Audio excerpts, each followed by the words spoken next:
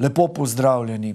Tokrat bomo vzeli pod drobnogled skoraj polstoletno tradicijo podeljevanja Krkinih nagrad, razpisa, na katerem so zelo odzivni tako srednješolci kot študentje in zaposleni.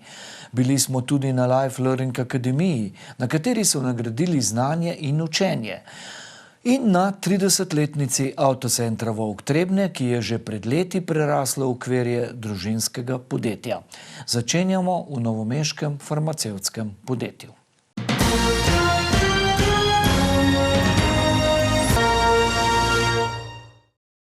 Za mlade je pomembno, da se že v šolskih klopeh seznanijo z ustvarjalnim in raziskovalnim delom in se pri njem lahko tudi izkažejo. Veliko priložnosti na tem področju jim nudi novomeška Krka s tradicionalnimi Krkinimi nagradami. V 49 letih so jih na različnih ravneh podelili 2751 raziskovalcem. Letos je Krkine nagrade in Krkina priznanja prejelo 83 dijakov za 49 raziskovalnih nalog. Število prijavljenih raziskovalnih nalog se je v zadnjih letih ustalilo med 90 in 120.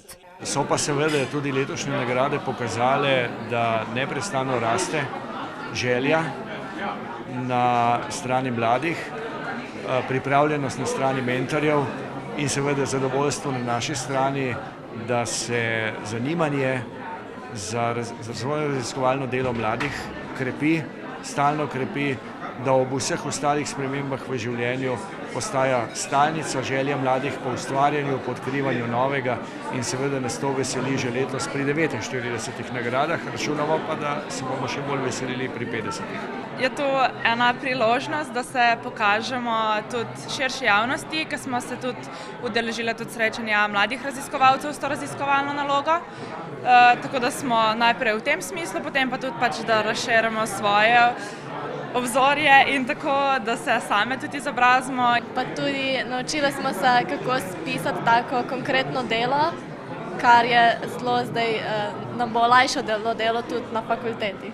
Priznanje stroke mladim veliko pomeni, saj jim odpira vrata v svet znanosti. To priznanje nam pomeni nek dokaz za vso vloženo delo, ki smo ga vložili v to nalogo. Tudi če bomo šli recimo kaj v tej smeri, fakulteta za farmacijo, pa tu nama je eno zelo dobro izhodišče, ker nama približa to raziskovanje, način dela. Je pomembno, ker s tem v bistvu sami sebi dokazujemo, da smo nekaj naredili, da smo sposobni to narediti, pa tudi v bistvu perspektiva za naprej. Vidimo mogoče, kje so naše možnosti, pa se razgledamo. Tudi potem, če recimo za kakšno zaposlitev zagotovo Krkina nagrada pride prav, ne? Sploh če greš v Krko, si že v evidenci, nekaj si že naredil. Predvsem zaradi tega veselja pri raziskovanju in v bistvu upanja, da nekaj pa boš izboljšal s svojim delom. Leon Gorše in Ana Grobler sta se v nalogi lotila aktualne teme, vsebnosti in učinkov arzena v rižu na slovenskem trgu. Osebno za naju sva se sama dva razvila in veliko novega zvedla, pa tudi, ko sva lahko poslušala vse ostale raziskovalce in ja, sem nekaj nadgradnje še vsega skupaj. Niko Farič z Ljutomerske gimnazije je lani že prejel Krkino nagrado. Tokrat pa si jo je prislužil s sošolcem Blažem Gubičem. Sta te obe Krkini nagradi, ki sem jih prejel, v bistvu zelo pomemben dejavnik pri odločitvi. Sem se zelo težko odločil med matematiko in medicino in sem se na koncu odločil za medicino, ker se mi vseeno zdi, da lahko naredim več boljšega tudi za ostale, ne le za sebe. Letos so mladi iz 13 slovenskih gimnazij in srednjih strokovnih šol prijavili največ raziskovalnih nalog doslej. Naraščajo tako število prijavljenih nalog kot njihova kakovost in pestrost področij, ki se jih mladi raziskovalci lotevajo. Teme so vedno aktualne. Zakaj? Zaradi tega, ker mlade zanima področje zdravja, mlade zanima področje zdravil, novih odkritij. Nekateri so pri tem izredno ambiciozni in si že za prvo nalogo zastavijo zelo težka področja. Na slovesnosti so podelili tudi posebni plaketi dvema mentoricama za dolgoletno prizadevnost na tem področju. 3 leta nazaj sem prvič poslala naloge, pa torej lani pa letos. Zato, ker je to ena dodatna spodbuda za dijake. Dijaki v raziskovalno nalogo vložijo zelo veliko dela. Res, da jih prijavljamo potem na tekmovanje mladih raziskovalcev Slovenije v organizaciji Zotke, ampak da nekako to ne ostane samo v tistem predalu, je fajn, če naloga gre še kam naprej in zelo mi je všeč, kako se na Krki potrudijo za to. Mladi, polni zamisli, ki jih udejanjajo o pomoči mentorjev in zunanjih znanstveno-raziskovalnih ustanov, s tem pokažejo, kaj znajo in zmorejo. In po drugi strani, da se promovirajo in tako pokažejo, kdo so, in seveda s tem vzbudijo zanimanje, mogoče kasneje, da jih kakšna fakulteta povabi, ker tisto, kar mogoče pogrešam ob teh res visoko kakovostnih raziskovalnih delih, visoko animiranih mladih ljudeh je, da bi družba prepoznala njihove sposobnosti in jih res usmerjala v tisto, kar najbolje zmorejo in znajo, in seveda preko tega ustvarila potem možnosti, da bojo ti mladi ljudje potem vrnili družbi z tem svojimi pridobljenimi znanji. Vsekakor so Krkine nagrade odlična odskočna deska za mlade raziskovalce, ki jih bomo lahko, vsaj nekatere, videli tudi na podelitvi Krkinih nagrad za dodiplomska in podiplomska raziskovalna dela.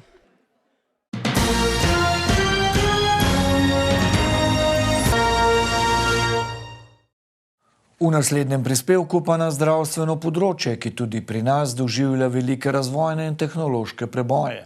V kirurškem centru Velana na Otocu in v Novem mestu, v katerem izvajajo storitve z področja kirurgije ven in male kirurgije, so v tem poletju trgu predstavili terapijo TPM. Z novo storitvijo, ki jo že pospešeno izvajajo, krepijo oslabljenje mišice medeničnega dna, ki lahko povzročijo stresno inkontinenco. V kirurškem centru Velana na Otocu in v Novem mestu, v katerem izvajajo storitve z področja kirurgije ven in male kirurgije, v teh dneh predstavljajo terapijo TPM. Z novo storitvijo krepijo oslabljene mišice medeničnega dna, ki lahko povzročijo stresno inkontinenco. Uhajanje urina, ki pesti predvsem ženske, lahko učinkovito zdravimo z magnetno stimulacijo medeničnega dna, pravi specialist kirurgije Andrej Šikovec. Obe napravi, ki jo pri tem uporablja, namreč delujeta na podlagi magnetnega polja. In to je tako imenovani aparat Pelvi Power, ki stimulira mišice medeničnega dna. In druga naprava je biofeedback naprava, to se pravi naprava, ki pacientu pokaže, kako aktivira določene mišice. No, ta stol je magnetna naprava, ki z menjavanjem magnetnega polja povzroči, da se mišice medeničnega dna krčijo in s tem krepijo. In s tem se tudi zavemo teh mišic in jih potem tudi tekom dneva občutimo, jih lahko stiskamo in s tem seveda krepimo. Prvotno je naprava namenjena zdravljenju urinske inkontinence, torej uhajanja urina po kapljicah, ki pesti predvsem ženske. In to seveda ovira ženske v socialnem, bi rekel, odnosih in pa tudi pri vsakodnevnih aktivnostih. In je predvsem moteče. Je pa zanimivo, da ženske o tej težavi ne poročajo prav pogosto svojim zdravnikom. Tako da splošni zdravniki se sploh ne zavedajo te težave, včasih ginekologi izvejo, sicer pa večina žensk to nekako zadrži zase. Primarij Šikovec je bil zato presenečen, ko je izvedel, da je takšnih žensk med 20 in 30 odstotki. Zavedal sem se pravzaprav vseh težav šele potem, ko smo se seznanili z lasersko terapijo te inkontinence, ki je bila od začetka edina nekirurška metoda. V zadnjem času pa se je v bistvu razvila ta metoda za stimulacijo magnetnega polja. Laserska terapija je sicer minimalno invazivna, a se mora stranka za potrebe ginekološkega pregleda sleči. Potem ji z laserjem tretiramo notranjo stran vagine, kar je seveda invazivno iz, bi rekel, psihološkega stališča in veliko žensk se za to ne odloči. Pri magnetni stimulaciji medeničnega dna pa se ženska ne slači. Se pravi, oblečena je tako kot vsak dan, se oblečena usede na ta stol in stol začne avtomatsko, po programu, ki ga izbere strokovnjak, z ozirom na njene težave, avtomatsko izvaja to terapijo, in menjava hitrost in velikost magnetnega polja in s tem stimulira različne mišice.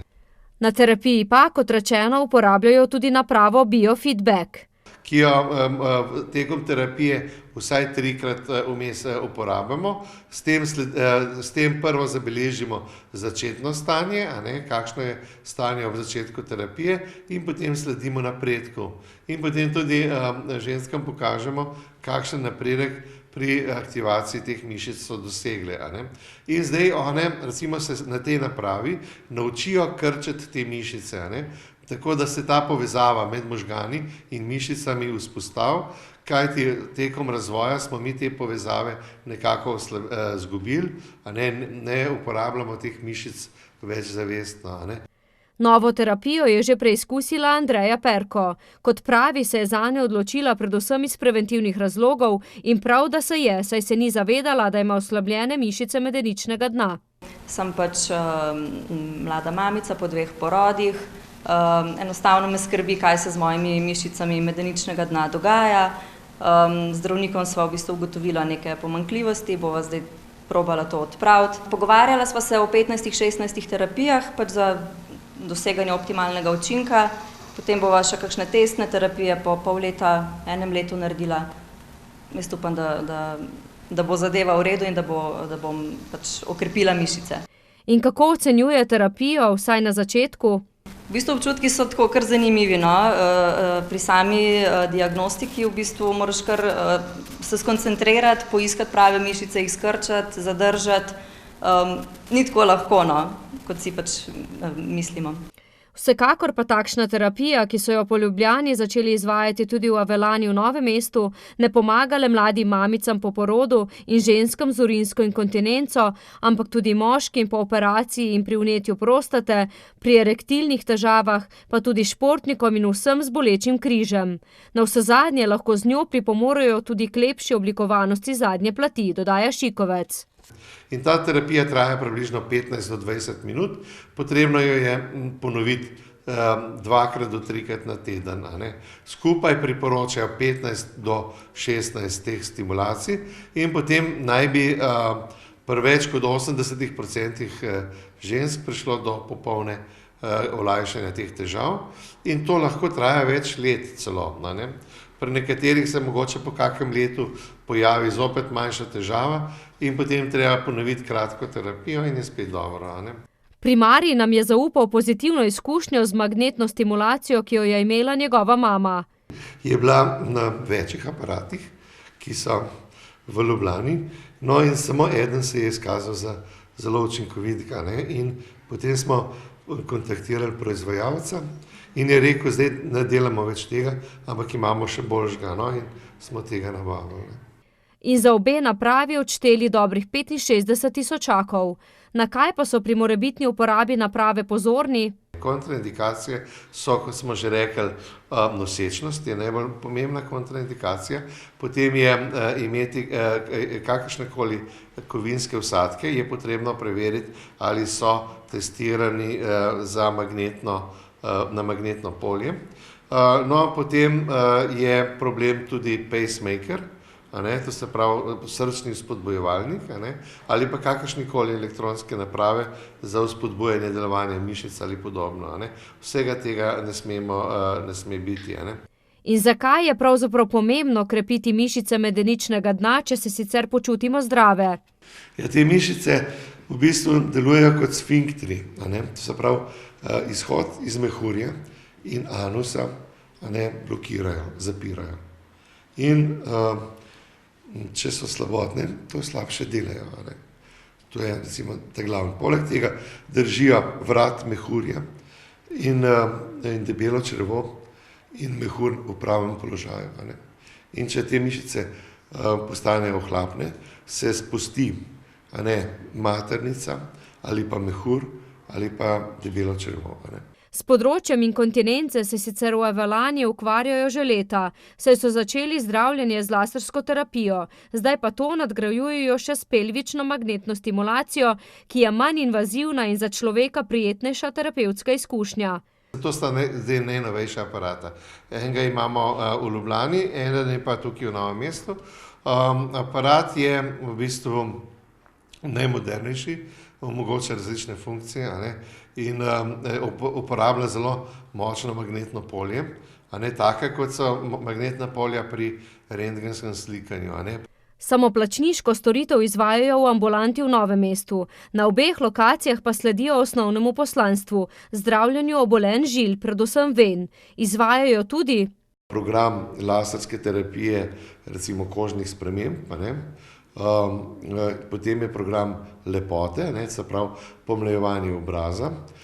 Uvajamo program proti smrčanju. Začenjajo tudi preiskave prebavil. Želodca in dvanajstnika z gastroskopom in debelega črevesa z rektoskopom oziroma kolonoskopom. Uvajamo tudi zdravljenje, obolenj anusa, to se pravi hemoroidi, fisure in podobne zadeve. Dolgoročni cilji pa so povezani s kardiologijo, predvsem z neinvazivno diagnostiko v sklopu menedžerskih pregledov.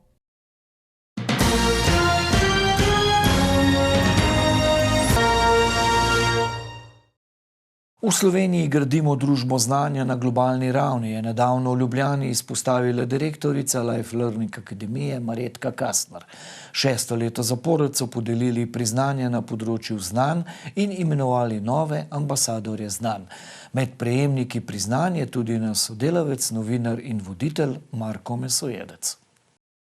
Direktorica naše televizije Irena Vide, častno priznanje ambasadorka znanja prejela pred 4 leti, je priznanje referenca podelila Marku Mesojedcu, ki že 4. leto zapored uspešno vodi poseben televizijski projekt Osebnost leta. Skupino sodelavcev bdi nad projektom, s katerim v naši medijski hiši s pomočjo gledalcev v ospredje postavljamo posameznike iz jugovzhodne Slovenije, ki so s svojimi dejanji pustili pečat v prostoru, v katerem delujejo. Za našo medijsko hišo, kot verjetno tudi za prejemnika reference, pravzaprav to pomeni nekaj lepega, nekaj prijetnega. Mogoče neko osebno zadovoljstvo in pa tudi mogoče en izziv, da bojo storili še več dobrega. Zanimivo v naši medijski hiši je, za kar so reference tudi podeljene, da prenašamo znanje na mlade, znanje na naše sodelavce, da prenašamo ne nazadnje znanje drug na drugega. Jaz se v tej priložnosti najprej zahvaljujem direktorici in odgovorni urednici televizije Vaš kanal Ireni Vide in celotni ekipi, ki sodeluje pri tem projektu Osebnost meseca in Osebnost leta, kajti vemo, da televizijsko delo je v prvi vrsti ekipno delo in vsak doda tisti kamenček v mozaik uspešne zgodbe. Saj se naš dolenjsko-posavski belokranjski prostor lahko postavi z izjemnimi posamezniki, ki jih je širša javnost spoznala z našo pomočjo, dodaja. Dokaz za to je med drugimi vse bolj uveljavljen dirigent Gregor Zagorc, prav tako letošnji prejemnik priznanja referenca. Gledalci vašega kanala so ga izbrali za Osebnost leta 2017. Začetek projekta Ambasadorji znanj sega v leto 2014 in je v Sloveniji nastal z namenom, da se prek visoko pozicioniranih imen, ki so sprejela častno vlogo ambasadorja znanja, predstavijo najboljši posamezniki ali skupine z različnih strokovnih področij. In kaj projekt tako doma kot po svetu sporoča javnosti? Menim, da so 3 stvari. Prva so ambasadorji, ki so zares pomembna imena, ki delajo to srcem. Drugo je povezovanje znanj in posameznikov in promocija znanj posameznikov, ki dosegajo vrhunske dosežke na različnih projektih, na različnih nivojih, na različnih segmentih. Saj z njim ustvarjajo bazen dobrih potencialov z vsega sveta in krepijo sodelovanje na globalni ravni, poudarja direktorica. Izobraževanje in spodbujanje zavedanja v podjetjih, da sta učenje in znanje za uspeh podjetja ključni, sta vrednoti, ki nas že 6 let združujeta in povezujeta, ponosno še pove idejna vodja projekta. Menim, da Slovenija, pa ne samo Slovenija, tudi ostale države Tudi s tem projektom postajamo družba znanja, kar je najpomembneje, ker danes brez znanj ne moremo funkcionirati, ampak jih je treba ves čas nadgrajevati, pridobivati in seveda tudi širiti, kar pa je najbolj plemenito. S tem se še kako strinja 20 novih ambasadorjev znanj. V 6 letih je to častno priznanje prejelo več kot 200 posameznikov z vsega sveta. Te stvari mi pomenijo v resnici največ. Ta Life Akademija, ambasadorji znanja, je projekt, v katerega jaz pravzaprav verjamem. Všeč mi je, da gre za medgeneracijsko sodelovanje, da lahko sodelujemo, da lahko pravzaprav prenašamo znanje naprej in to okolje, kultura, ki jo pravzaprav ta projekt želi vzpostaviti, je ravno to, kar ta naša družba rabi, medgeneracijsko sodelovanje. Znanje, kot vemo, nam pomeni napredek. Napredek seveda kot osebnosti in tudi države in sveta. In ta naziv, kot časten naziv ambasador znanja, mi veliko pomeni. S projektom Ambasadorji znanj v Life Learning Akademiji zmanjšujejo razkorak sodelovanj med gospodarstvom in akademsko sfero.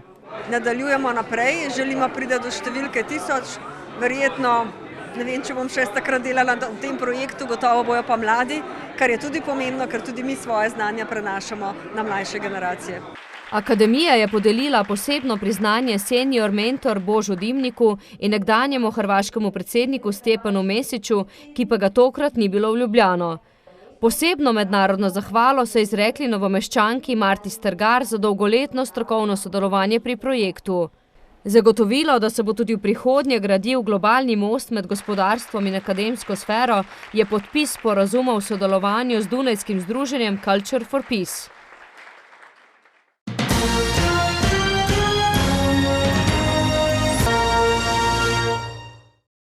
Ustanovitelj in direktor avtocentra Volk Trebnje Tomaž Volk je pred 30 leti stopil na samostojno podjetniško pot. Iz skromnih začetkov v avtoservisni delavnici so se v vseh teh letih razvili v največji prodajno-servisni center v Trebanjski občini.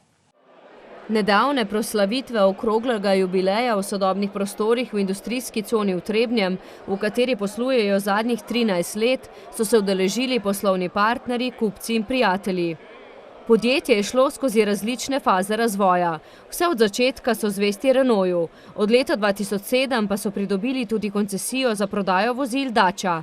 Ja, od leta 1989, ko sem podpisal prvo pogodbo in z odprtjem avtosalona leta 1991 pa do danes smo prodali preko 6200 vozil novih. In kar je še pomembneje, v bazi imajo 6800 zvestih kupcev, ki se redno vračajo.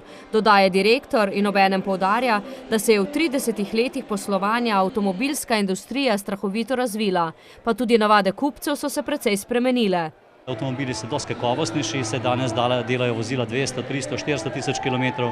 Včasih je bilo to 3-krat manj, včasih so se vozila bistveno hitreje kvarila, čeprav tudi danes seveda so problemi, vendar na te kilometre lahko rečem, da veliko bolj zanesljivi. Vse od ustanovitve sodelujejo s šolskim centrom Novo mesto. Delati smo začeli leta 1989 na dolgi rok, že takrat sem se zavedal tega, da to je bila velik podpis pogodbe. S tem smo pristopili tudi takrat takoj z šolskim centrom Novo mesto, izobrazili preko 90 vajencev, ki so pridobili svojo izobrazbo, nekateri so še danes pri nas. Ta čas imajo 17 zaposlenih, 2 so se na slovesnosti posebej zahvalili, saj sta podjetju zvesta že od začetka. Odnosi krasni, začetki težki, z orodji, z avtomobili, s poznavanjem se pravi tega trenda avtobranže, ampak z nadgradnjo, z dobro ekipo, z dobrimi avtomobili, seveda smo prišli do tazga obdobja in upam, da bomo še peljali naprej. So tudi družbeno odgovorno podjetje. Ob jubileju so tako vrtcu Mavrica in posledično vsem otrokom v trebanjskih vrtcih podarili 1000 kresničk. Avtocenter Volk je sicer član skupine GBS. Ustanovitelj Matija Bradač je Tomažu Volku ob okroglem jubileju podjetja podaril umetniško sliko, delo novomeškega slikarja Jožeta Kotarja.